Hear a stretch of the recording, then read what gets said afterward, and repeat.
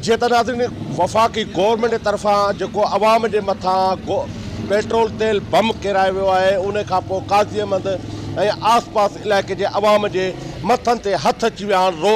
बेरोज़गार नौजवान आहे, उन खां पोइ ग़रीब अवाम रुली वियो, उन खां पोइ ग़रीब अवाम सख़्तु परेशान। उन खां पोइ मां तव्हांखे ॿुधाईंदो हलां जेके हारी आहिनि वीचारा उहे बि सख़्तु परेशान। गाॾियुनि जा किराया वधी विया, ट्रैक्टरनि जा हर वधी विया, उन जो बि किराया वधी विया, हर शइ चोट चढ़ी वई। अचो त काज़ीअम जे अवाम खां पुछूं वधीक तेल जे बारे वधियल क़ीमतनि जे बारे में उनजो छा चवणु आहे। असां राति मींहं जे करे असां चयो भला पेट्रोल महांगो कोन थींदो, हींअर असां आया आहियूं 520 रुपया लीटर लॻो पियो आहे। ग़रीब माण्हू डीज़ल महांगी थी वई आहे, छा ते असां कारोबार कयूं, कीअं हलायूं, ख़बर ई कोन थी पए। हर शइ महांगी थी वई आहे। महिरबानी करे उनखे सदर आसिफ अली ज़रदारी खे अपील था कयूं, महिरबानी करे हाजी अली हसन ज़रदारी खे अपील था कयूं, महिरबानी करे अवाम खे जेको आहे सो रिलीफ ॾिनो वञे ऐं महांगाई घटि कई वञे। असां ग़रीब माण्हू वटि जा 500 रुपया लीटर बस काज़ीअम खां सवाइ रहो कमु ख़तमु। असां बि फल रायत खां ते बचूं। सर यकीन कयो त हीउ जेको गवर्नमेंट जो असांखे ॾींहुं बाई ॾींहुं हिकिड़ो तोहफ़ो ॾेई था छॾनि त जीअं ग़रीब माण्हू ख़ुदकुशियूं करे ऐं इन्हनि खे ॿुधाइनि त तव्हां पंहिंजे एसियुनि वारे बंगलनि में वेठा हो, हेॾे असांखे हिकिड़ो वेलो नसीबु नथा थिए। सो ख़ुदा जे वास्ते तव्हां गवर्नमेंट आहियो, तव्हां हिकु शइ पंहिंजे नज़र में रखो त जेको अवाम आहे उहो तव्हांखे हलाए कीअं ॿुधो। अवाम जो जेको पैसो आहे उहो टैक्स तव्हांखे मिले थो, जंहिं ते तव्हां अयाशूं कयो था। सो ख़ुदा जे वास्ते असां इहो माना आला इदारनि खे अर्ज़ु कंदासीं त पेट्रोल जी जेका प्राइस आहे उहा डे बाय डे वधाइण खां बजाए घटायो। जंहिं मुल्कनि में जंग हले ॿुधी उते त पेट्रोल फ्री करे छॾियो अथनि। सो असां इहो अर्ज़ु था कयूं त तव्हांखे रब करीम इहा ज़िहानियत ॾिए त अवाम ते एॾो बर्डन न उछलायो। थी पई आहे, साइकिल मोटरुनि जो तेल बि चढ़ी वियो आहे, उन चांहियुनि जो रेट बि असांजो नथो लॻी सघे।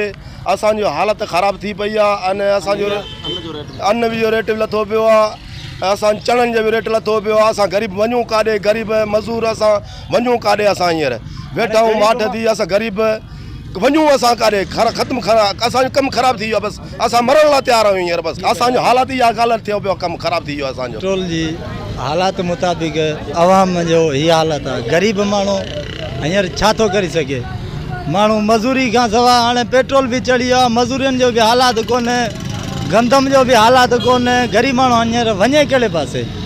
असां गुज़ारिश कयूं था सरकार खे कुझु ग़रीबनि जो अवाम जो क़दुरु कयो। माण्हू चढ़ण लाइ तयारु कोन्हे, चबनि था असां विढ़ण लाइ तयारु आहिनि, चवंदा तव्हां हथ सां किराया वधाइनि, पेट्रोल ॾे त केरु ॾिसे ई कोन थो।